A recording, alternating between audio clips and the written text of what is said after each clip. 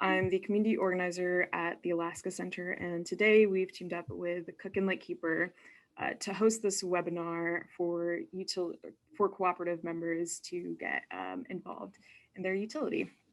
So at the Alaska Center, it's our goal to engage, empower, and elect Alaskans that are going to fight for clean air, water, and energy. And ratepayers of utility cooperatives, like a lot of us are along the Railbelt, actually own their utility. So for today's webinar, we're going to talk about energy democracy and the power that we hold as member owners and what that entails. Later, you'll hear from board members from the 4 cooperatives along the Railbelt region about how you can get involved in your own utility, and you'll have a chance to ask questions and get some answers too. So right now, please take a second to introduce yourself in the chat. You can drop your name, pronouns, what Indigenous lands you're on, and what utility you're a part of, so we can all get to know each other. And yeah, before we begin, I wanted to start us off with a land acknowledgement. We're all on Native lands. We live and work on Native lands, and we have power in deciding the future of Native lands. The Railbelt runs through the ancestral and unceded land of the Sugpiaq, Dena'ina, Atna, and Lower Tanana Dene. There are thousands of years of stewardship before us for the land, the water, and the life that we still get to experience today. And the Indigenous knowledge and ways of life continue to guide us in the work that we're doing now. The ways in which we engage with our energy systems is really important in ensuring that these lands are viable for Native peoples and communities in the future. We must be really intentional in decolonizing how our energy systems work, which is why we're here talking about energy democracy today. So let's move on to the next slide. So here is what we have in store for today's Climate Care and Community webinar. We're going to start off with a quick presentation about energy democracy and what that looks like for us as Alaskans. Next, we're going to hear from utility board members about how we can use our power as member owners. And we have board members joining us from all along the Railbelt. We have Erin McKittrick from Homer Electric Association, Sam Kaysen from Chugach Electric Association, Mark Masteller from Matanuska Electric Association, and Dave Messier from Golden Valley Electric Association. And we'll also be talking a little bit about the Regulatory Commission of Alaska.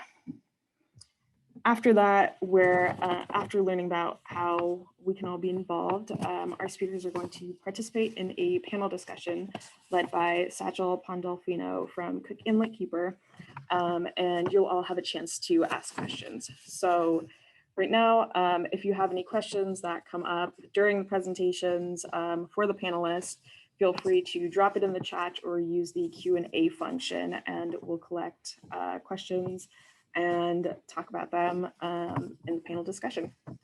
So let's get started talking about energy democracy. So what is energy democracy?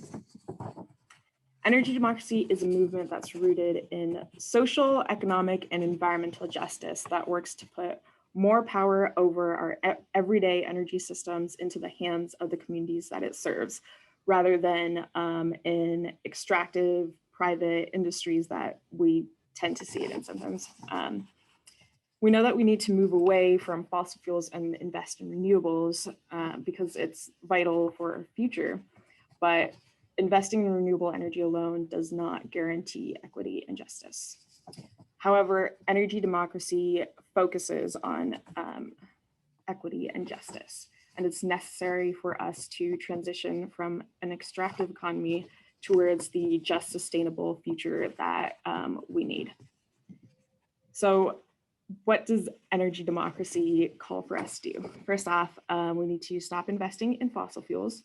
We need clean, sustainable energy, and being dependent on oil and gas is not the way to do it. We need to be investing in our renewables. Next, we need to prioritize generation and distribution of local and regional energy over large-scale centralized energy. So that means bringing more independent power producers into our energy systems and also increasing grid and regional reliability. Next, we need to be supporting energy cooperatives and making sure that our energy systems are member owned, operated, and controlled so they can work for us. And lastly, and most importantly, we need to strive for equitable ownership and access to energy decision making. And that means that we need to be uplifting minority communities to be a part of the energy decision making process.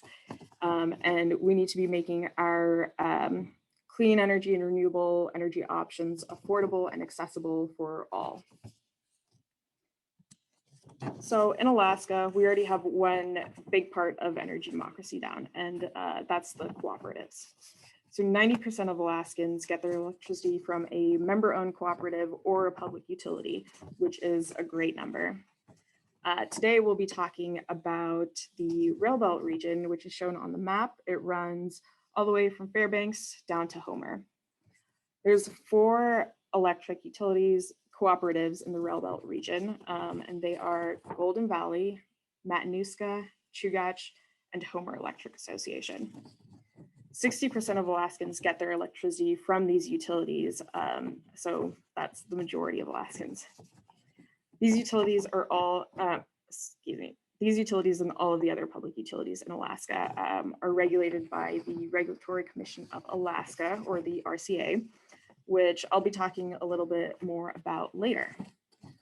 So now that we've learned a little bit about energy democracy and how we see it in Alaska, we're going to shift to hear from some board members from these Railbelt cooperatives about how we can get involved with our own utilities. We are going to start from the south, from Homer, and then make our way up to Fairbanks to Golden Valley Electric Association. So now I would like to invite Erin McKittrick, who is the director for Homer Electric Association's 3rd district, up to the stand. Erin, it's all yours. All right, do you have that slide? Yes, there we go. Okay, so as Nabby said, I'm a board member in Homer Electric Association, and I threw up that map on the left to kind of give you an overview of where we operate and where our power comes from. So those dotted lines are major power lines. Obviously, there's small ones to all over the place. And the X's are power plants. So you can see that most of our power, 90% of it, is from natural gas. We have our Nikiski natural gas plant, which is the main place we get power. We also have another natural gas plant in Soldotna. And also we get power from the Bradley Lake Hydro Project. And the Bradley Lake Hydro Project is physically in HEA service territory, and we have employees that operate it on a day-to-day basis, but it's a Railbelt wide project. And so all of the utilities on the Railbelt get power from Bradley Lake, and everybody gets a share basically based on the size of the utility.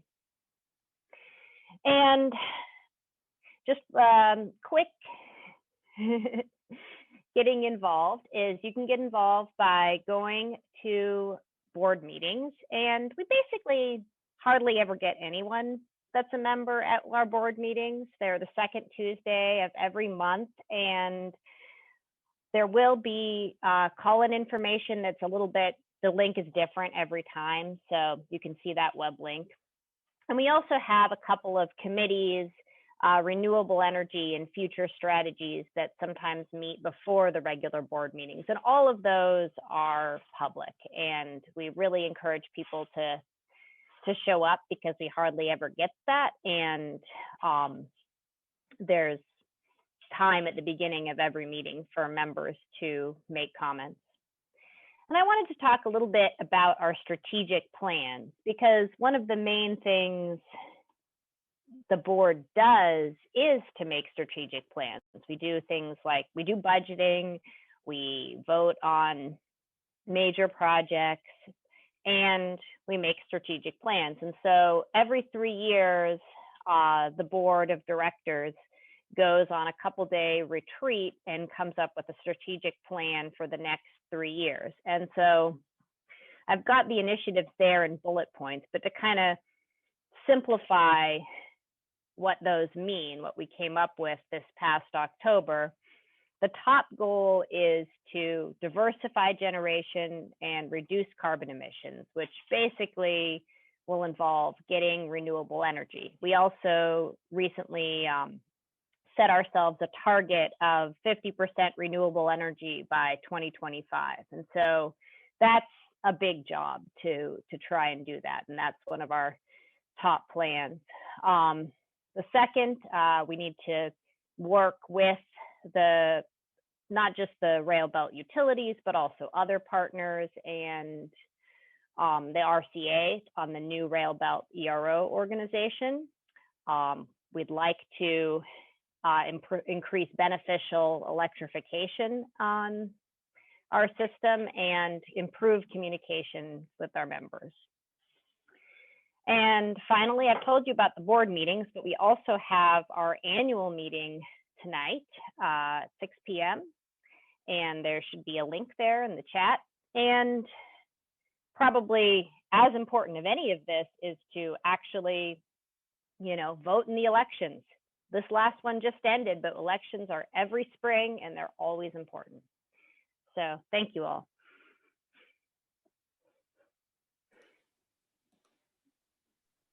Thank you, Erin. And next up, we have Sam Kaysen, who's a director at Chugach Electric Association. Thanks, Navi. Yes, I'm Sam Kaysen, and I use the he, him pronouns, and I am on the Dena'ai lands.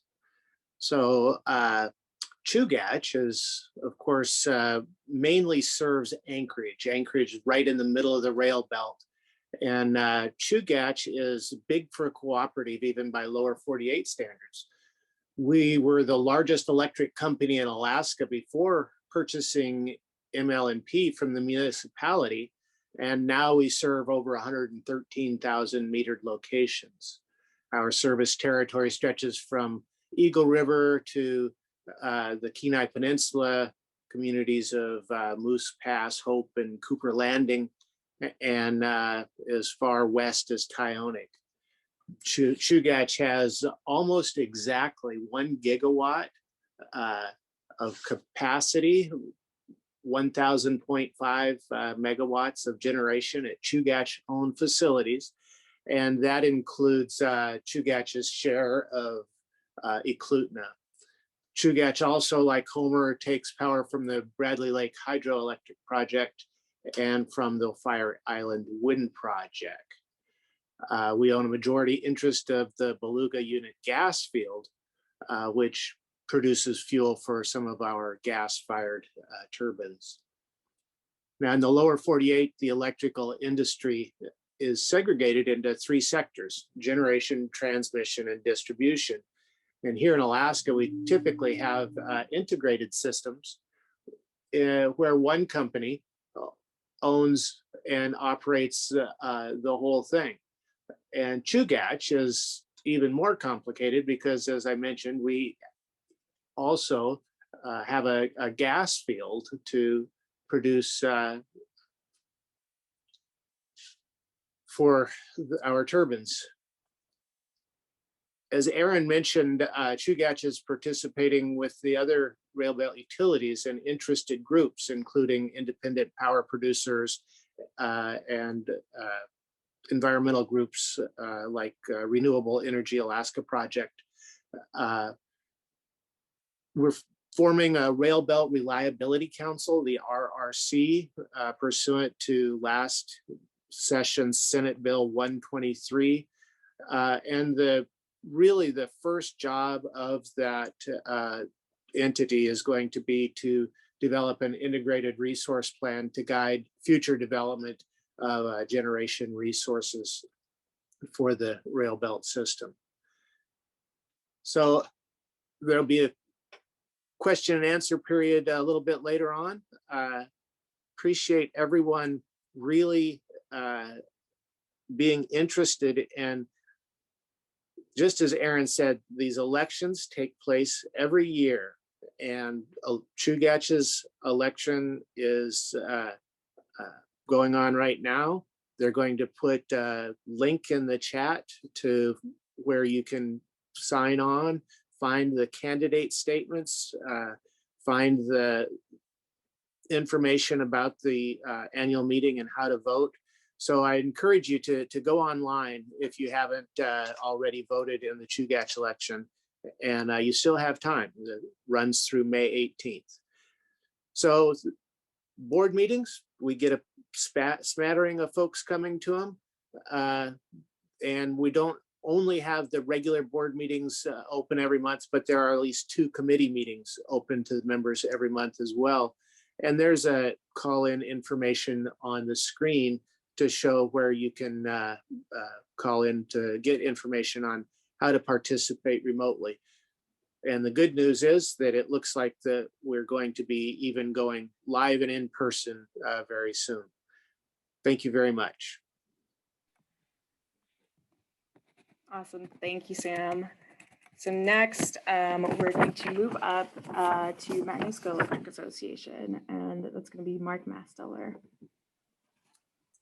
Hello, everybody, and thanks for the invite, Nabi. My name is Mark Masteller. I'm one of the board members of Matanuska Electric Association, and thankfully others have covered some of our job prior to this.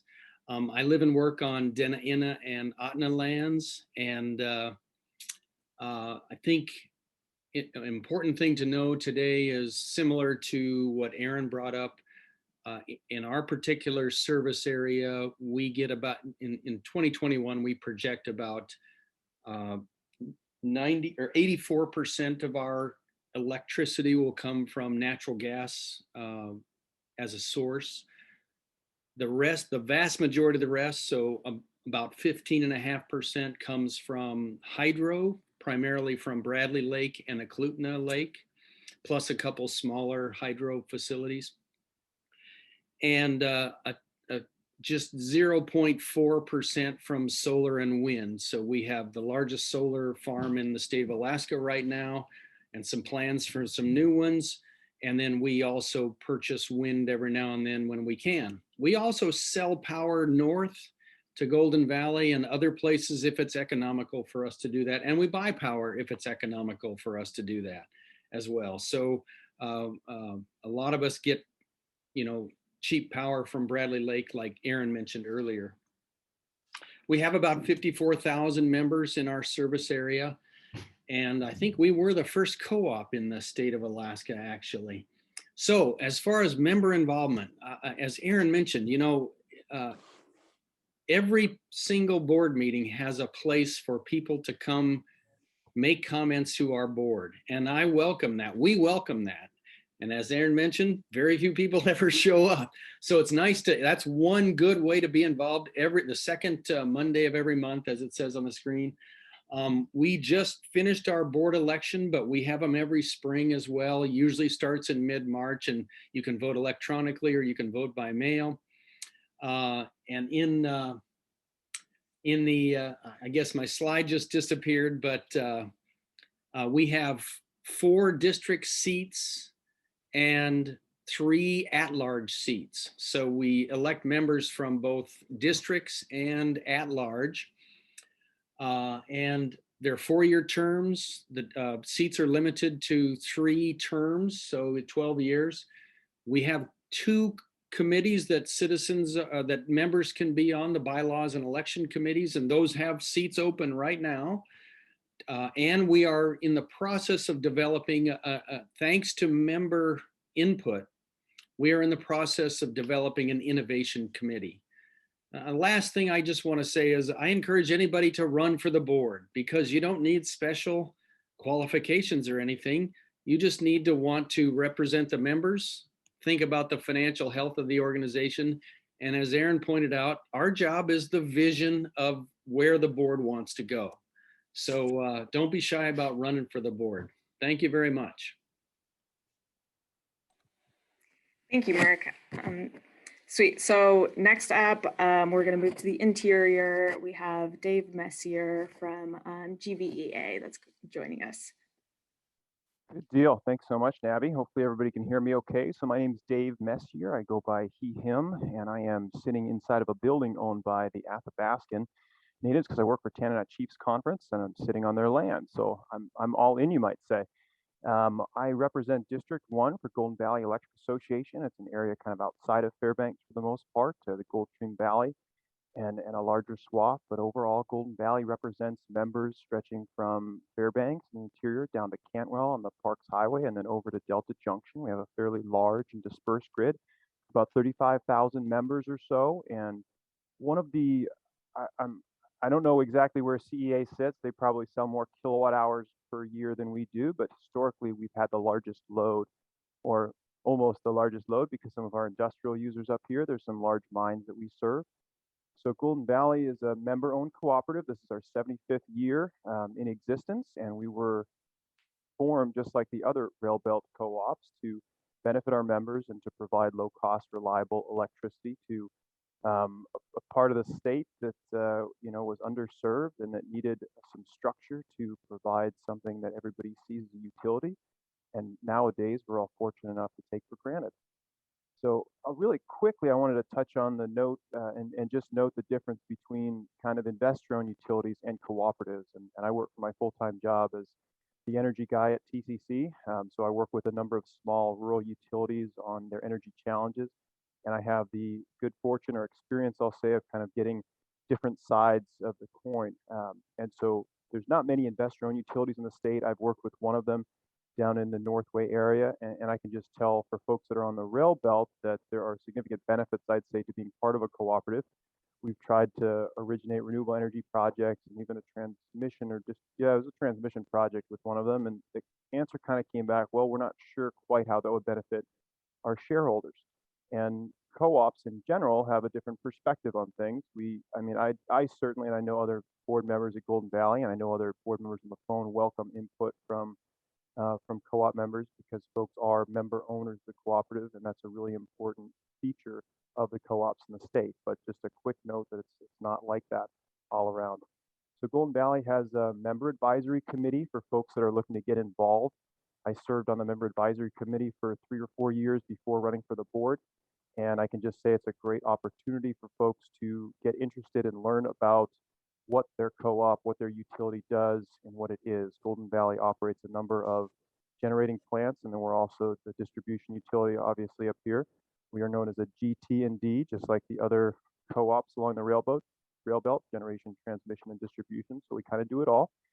And I would say in terms of getting involved, there's, as other co-op board members have reflected, there is not a ton of participation in our board meetings. And so that's an open invitation. Anybody, not only in the Golden Valley area, but other areas, you guys are more than welcome to attend meetings and to express your thoughts and opinion and be part of the vocal group of folks that help to shape co-op strategic planning throughout the Railbelt.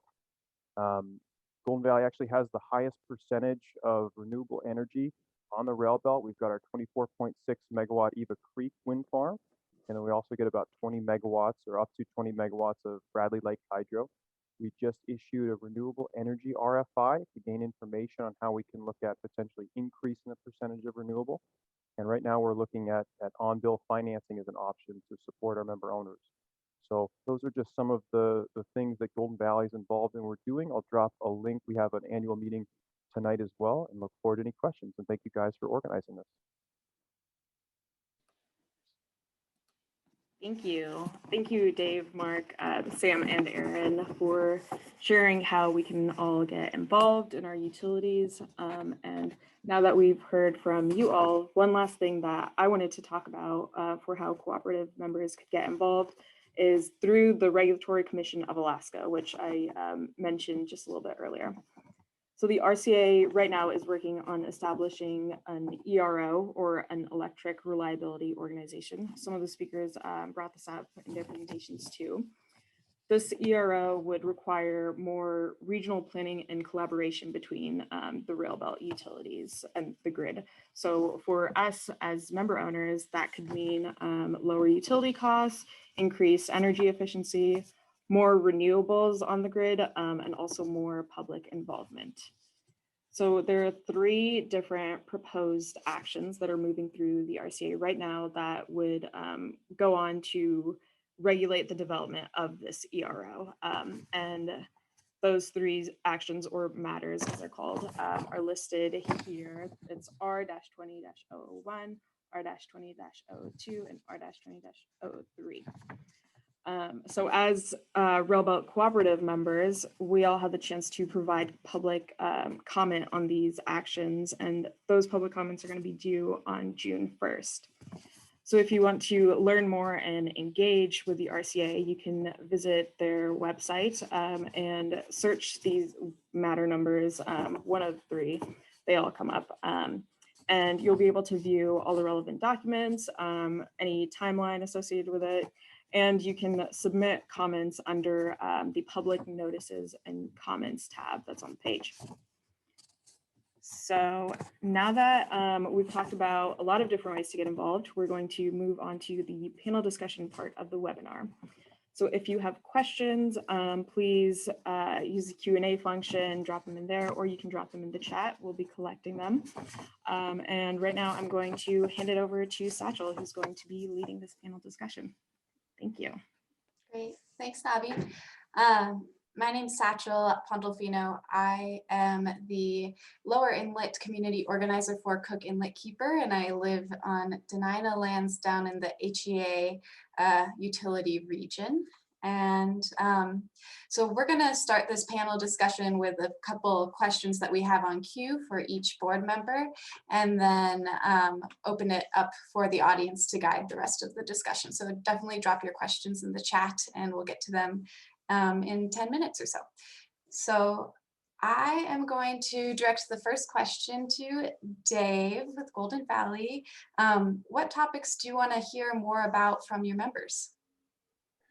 Yeah, I think that, you know, some of the topics that I'd like to get more feedback from members in our region, I guess, how Golden Valley can do more education and outreach. There's kind of this expectation that the utility can be everything to everybody, and it's a little bit difficult as a utility board member to figure out, well, which direction you kind of pivot. There are a whole myriad of different interests, as you can imagine, looking kind of at your neighbors and other folks who purchase electricity and are other, you know, or fellow members of the co-ops in your region. And so it's tricky to thread the needle of kind of being everything to everybody. So there are definitely more vocal groups and then quieter groups. I know that a number of my constituents, if you will, in my region have my phone number, and I get, there seems to be maybe a more vocal group that will show up at some of our board meetings and be very supportive of things like community solar, electric vehicles. And then maybe the quieter group will send me texts or give me phone calls and ask me why in the world their electric bills are so high, and why we're looking at these granola frou-frou renewable energy projects. And so as a board member, you really kind of have to try to thread the needle and recognize that you're a board member for all of the folks in your district, and people want different things. So, you know, just being supportive of folks kind of attending meetings and saying, hey, you know, this business or me as an individual, we're looking at electric vehicles. We are really interested in this on-bill financing project that Golden Valley has taken on. We would like to see a community solar project. Those are some of the things that I think as board members, it would be great to get feedback on. I think one of the biggest concerns, at least from my board's perspective, when we look at taking on new things is, are we going to, you know, we want to make sure we're not building a bridge to nowhere, if you will. So for example, we're looking really closely at on-bill financing right now and kind of starting a pilot project. We really want to make sure that once we get that pilot project going, there's going to be folks to participate in the pilot project. Similarly with community solar, that's been an effort in the past. And there was a big concern that, you know, folks, if a project like that was set up, which takes time and resources from staff, that there wouldn't be the folks at the other end willing to sign on the dotted line and commit to it. So those are a little bit, hopefully that answers your question, Satchel, and that's a little bit, I guess, about what I'm looking for. Thanks. Great, thanks, Dave. I want to open that up to the other panelists if anyone wants to add something that's more specific to your region. You can do that for a minute or so.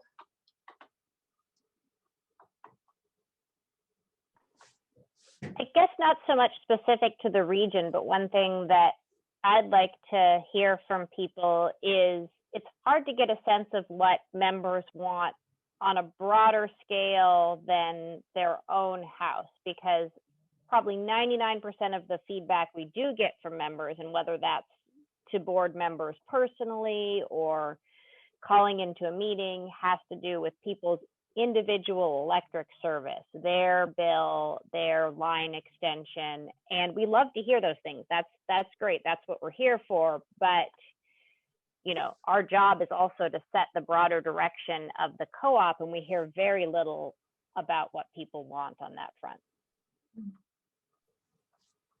Mark? Yeah, and I'll jump in and say that MEA staff routinely, every year, we pay a professional survey organization to survey our members. And of course, we select, you know, the topics, the general topics. But for the past 4 years now, part of that survey of our members has been, do you want to see more renewable energy, et cetera? I think these are great tools to use to survey the members and to get at some of the things Aaron's just mentioned about the bigger picture. One challenge I've found is that sometimes people think, you know, these are professionally done surveys by independent organizations, but often people might not believe the results of the survey because they think it might be slanted one way or another. But as an example, I've been on the board 4 years now, and every single year, more than 70% of our members have said they want more renewable energy. So, and those are, again, those are trustworthy surveys. So it's then our job to, you know, take that information and try to get it into the vision and strategic plan of the organization. But having surveys like that is a great tool, in my opinion. Thanks, Mark.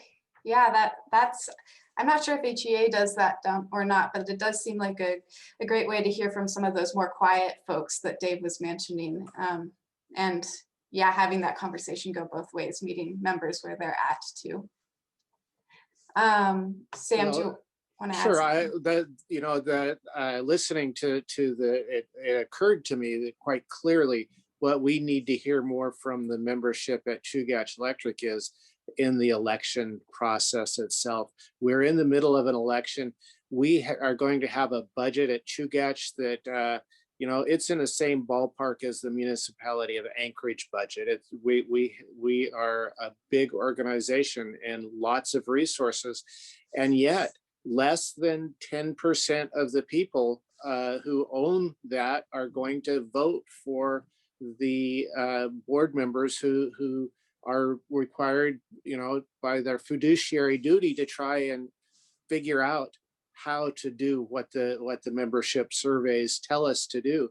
And having more participation in the elections would be the biggest prompt for the board to actually be responsive to member concerns. So if you want to be listened to on Saturday, vote on Tuesday is something that my dad used to say. So that's the biggest area for more feedback availability is to get out and vote in this election that's going on.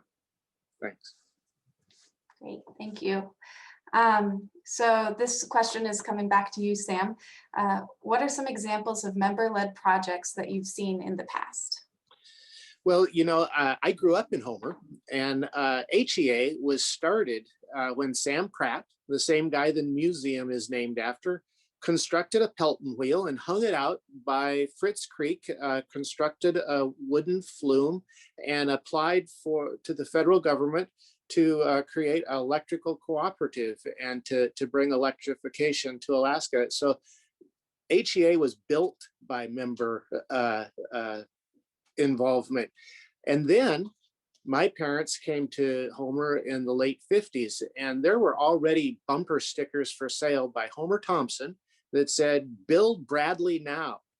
Bradley Lake would have never been built without decades of persistent cooperative member participation and testimony, both to the board and to the RCA, or it was the APUC back then. But the membership persistence has resulted in us having, the Bradley Lake Power right now is the cheapest power in the state. That's the most environmentally friendly power and the cheapest power. And that's a direct result of membership involvement. So it does make a difference. Thank you. That's some really cool context. Aaron, Dave, or Mark, are there project-led or member-led projects that you've seen in your regions? I'll comment a little bit. I don't know if I could say member-led project, but it was definitely, I think I know the reason that Golden Valley pursued the 563 kW solar PV array that we built up here was because of member feedback. And so, it's same with the on-bill financing. So, I mean, I can't stress it enough, Sam said it, but member feedback is incredibly important, and please get out and vote, because it's kind of rare in this day and age, I guess. And if you contrast the setup that we have with Alaska being mostly a public power state, with some situations in the lower 48, there is a really unique opportunity to have your voice heard as a member owner.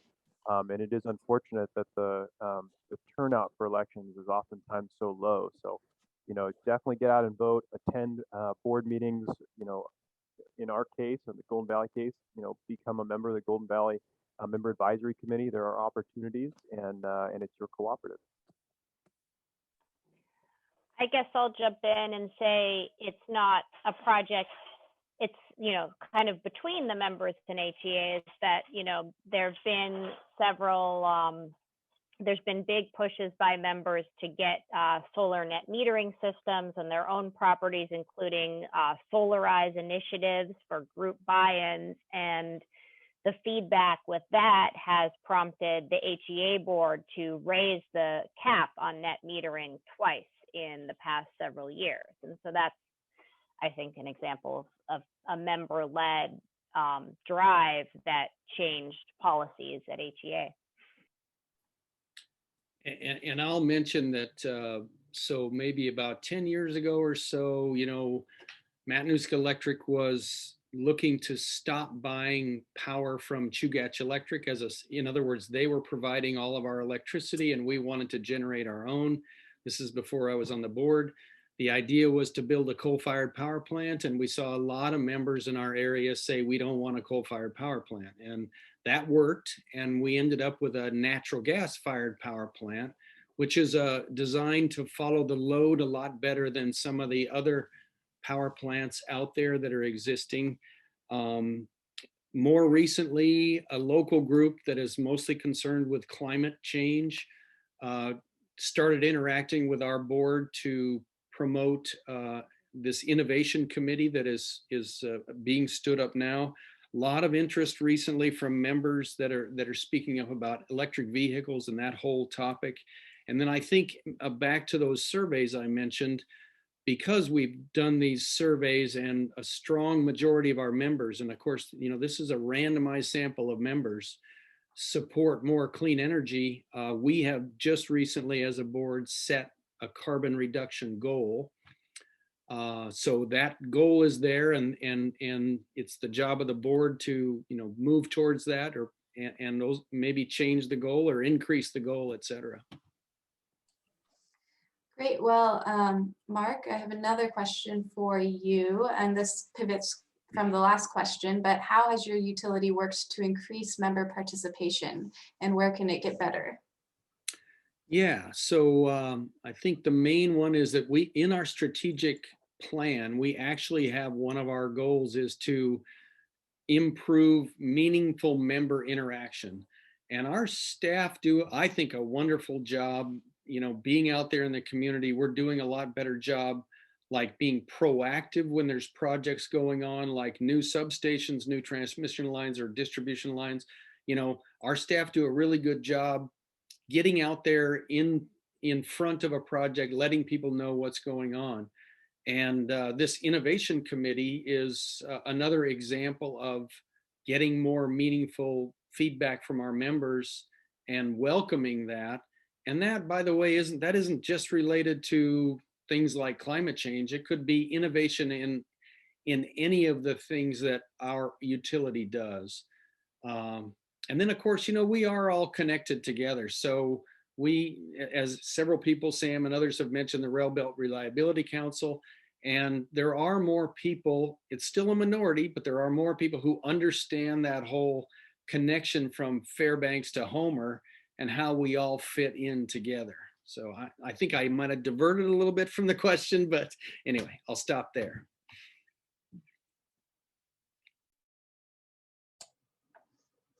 Does anyone have anything else to add before we move to our last question?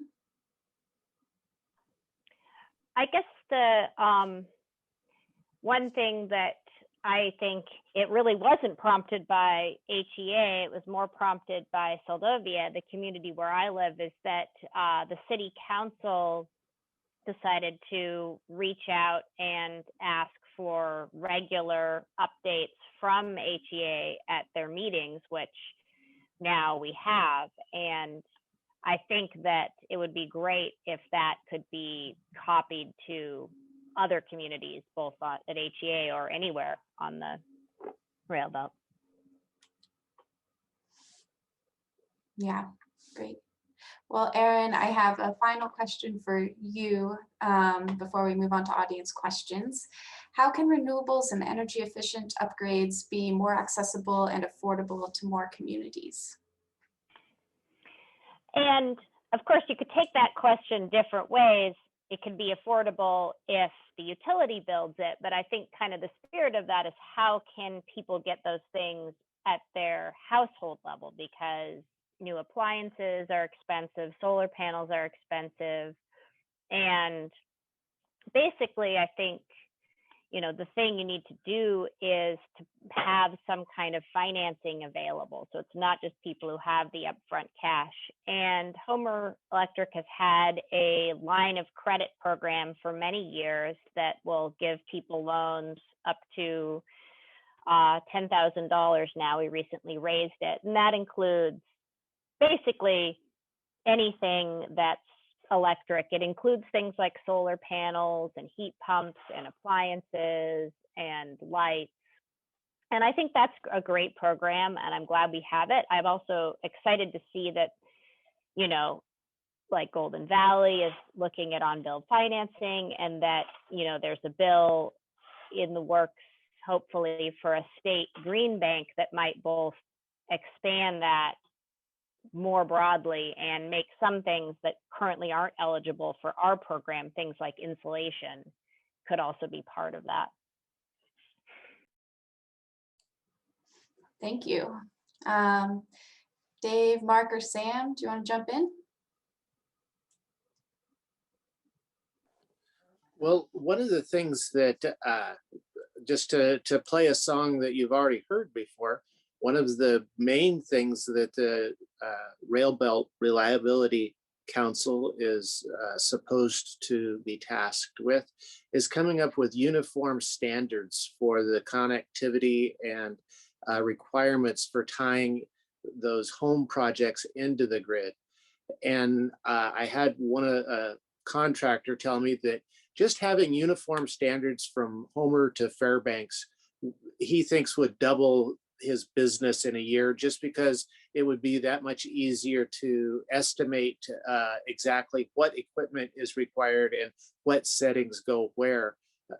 And so I think that joint or cooperative effort between the cooperatives is going to be really a key part in achieving some distributed generation efficiencies for that really take a bite out of the carbon footprint on the Railbelt's system on that scale.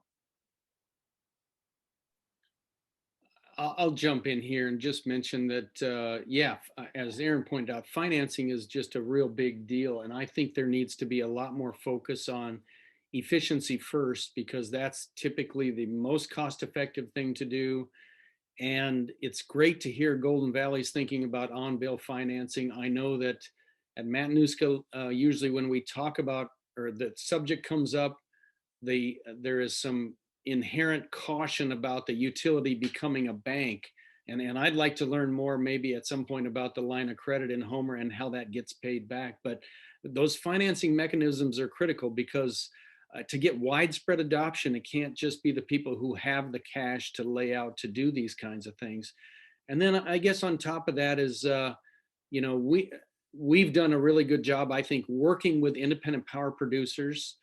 And it's really important for people to understand that independent power producers, you know, we're not going to sign a contract with them unless they can come in cheaper than natural gas. So they are automatically doing that, so which is great. And we also need to find a way to encourage more, you know, rooftop or let's say small power producers. Although the number of small power producers in our area has been ramping up very steadily thanks to basically the price of solar dropping. Great, thanks, Mark. I want to spend the next 10 minutes addressing questions from the audience, and we do have several. We're going to stay on the renewable energy topic.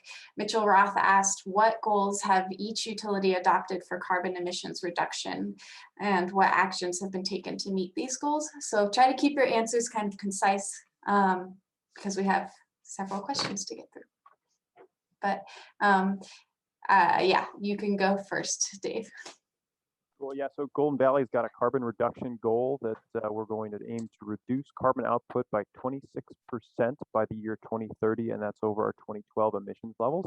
And it's a fairly hard goal to meet because since 2012, we have brought a coal-fired power plant online. So we are looking at the carbon reduction angle from a number of different lenses. We're looking at how we can assist homeowners at reducing residential emissions. We're looking at electric vehicles and reducing tailpipe emissions. And obviously, we're looking at what we can do to reduce our own carbon emissions from our generating plants. And some of it definitely goes hand in glove with the PM 2.5 issues that we've got up here in Fairbanks, although carbon isn't really a PM 2.5 precursor. Many of the plants that put out carbon are concerns, most certainly. So it's a complex issue because there's no uniform price for carbon. And as I said before, we have plenty of residents who don't like the fact that Golden Valley ratepayers pay, you know, twice the national average for electricity.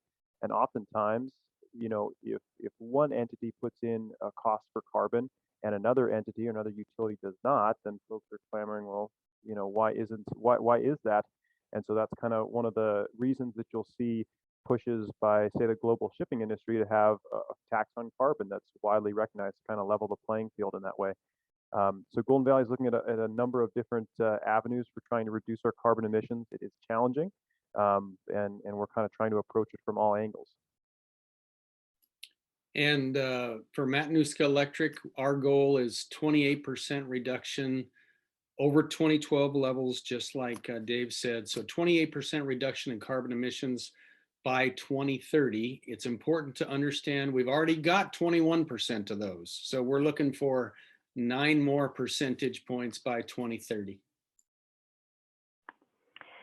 HEA doesn't have it framed in terms of carbon reduction. We framed ours, which is I think just because that's the way it was historically, based on energy. And so our goal is 50% renewable energy by 2025, which is a big goal, ambitious, like probably on the very edge of what we can actually accomplish if we can, but I think that's a good place to be. And what we're doing, things that have already happened is we have a large 93 megawatt hour battery that's going to be coming online by fall here. It was supposed to be this summer, and that will be a big help in using fuel more efficiently and enabling us to integrate variable renewable power like wind or solar. We worked with other Railbelt utilities to add the Battle Creek expansion to Bradley Lake. So that's going to increase the output of Bradley Lake hydro. And we're actively working on a number of renewable projects. We have a license for a small hydro project that we're working on, plans to do a small landfill gas with the borough, and we've been looking for large scale wind options and have also been talking to a couple of independent power producers about solar farms that hopefully they'll give us proposals for that.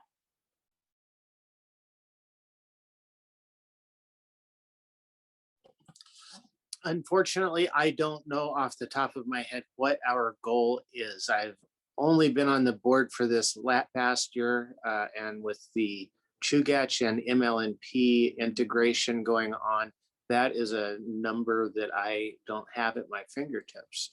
I can tell you that it is an important topic that gets addressed often. So, I'll have to get back with you for an answer on that one. That's okay. I'm gonna bring it back to Dave really quick.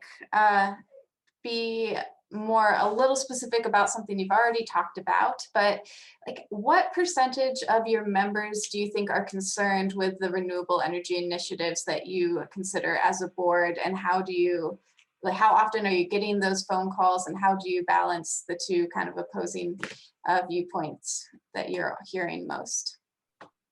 Yeah, so you want me to put a number to it, huh? I don't know how to really quantify it in terms of a percentage. I would say based on the number of comments that I get, maybe it's 60-40 or so.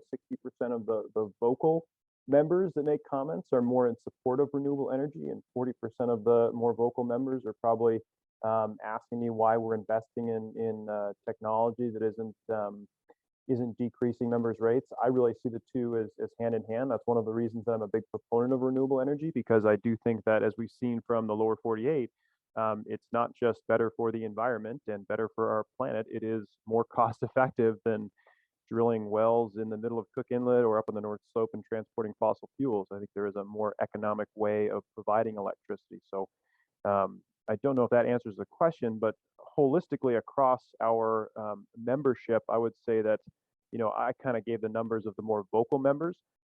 I would say that we've definitely got a large percentage of members that are very concerned with rates. I don't think that those folks are often the most vocal members, but I certainly hear of stories of people who can't afford their electric bills, people who have had to, move in with friends because of high electric rates, or gotten shut off notices from Golden Valley. And so I can certainly sympathize with those folks. And again, kind of balancing the two is a real challenge. And I'd note that, some of my colleagues have mentioned improving Railbelt cooperation as one of the ways to lead towards larger projects. Holistically, the Railbelt, even though it seems large by Alaskan standards, is minuscule in terms of the lower 48 kind of, the electrical infrastructure in the country. I mean, I think Chris Rose has stated that if you turn all of the generating assets on the Railbelt on at once, it would be the electrical load of maybe 6 square city blocks in New York City. So in terms of just where we can use assets more efficiently, I think cooperating better between the Railbelt utilities will aggregate larger projects, renewable projects, and hopefully be able to drive down some of those costs. Because again, as Sam mentioned, one of the our goals as board of directors for our utilities is to be fiscally responsible. And if somebody presents you with a project that says, hey, we can do a natural gas plant for 8 cents a kilowatt hour, or a wind project for 12 cents a kilowatt hour, that's a difficult decision in the boardroom to weigh those, balance those different priorities out. And I would say that there are most certainly projects that are coming in at 3 to 4 cents a kilowatt hour for renewable, and they're more cost effective than fossil fuel based combustion engines or fossil fuel based turbines. But aggregating those projects and then kind of bringing some of those developers from the lower 48 up here, that's one of the growing pains I'd say that we're going through as utilities at this time. But working together, I see these challenges are certainly something that we can overcome, and the proof's in the pudding with what they're doing down in lower 48. It's just a matter of time until we're starting to deploy more of those really cost-effective renewable projects up here. Thank you. Proof is in the pudding. Okay. I can tag on to that. I actually have a couple of numbers in response to that question, and this goes to Mark's surveys. But just as Dave said, the low cost power in our member survey, low cost power is the number one concern. It's about a third of the people say that's the number one concern. Number one concern for another third of the people is reliability. When I flip the switch, does the light come on? That's number one concern for about a third of the people. And now about a third of the people are saying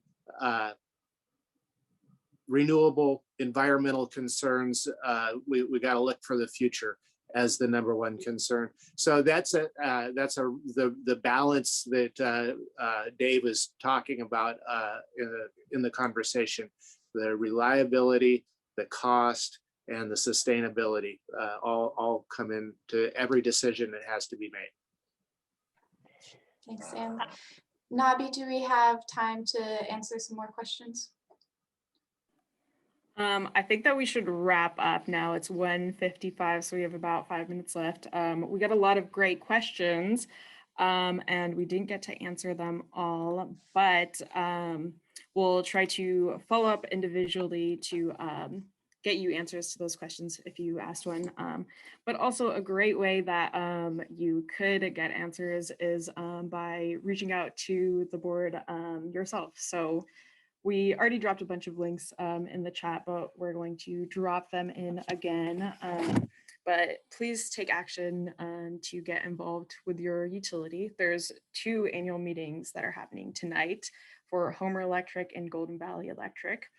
And then 2 other meetings that are coming up in the next few weeks. And also Chugach is right in the middle of an election. So there's lots of ways to take action, and you can show up and ask your board members and get answers right there. So for now, we're going to close out though. Sorry, the Regulatory Commission of Alaska's link is also down there. But we're going to close out. So please remember that we have the power to build our energy democracy, and we really need to do that to ensure that we can have a just, sustainable future for all. We'll be sharing these resources out via email to you all with the slides, and soon we'll have a recording of the webinar as well. But for now, thank you all for being here, and thank you all for your questions. We're going to close out, and thank you to all the speakers too.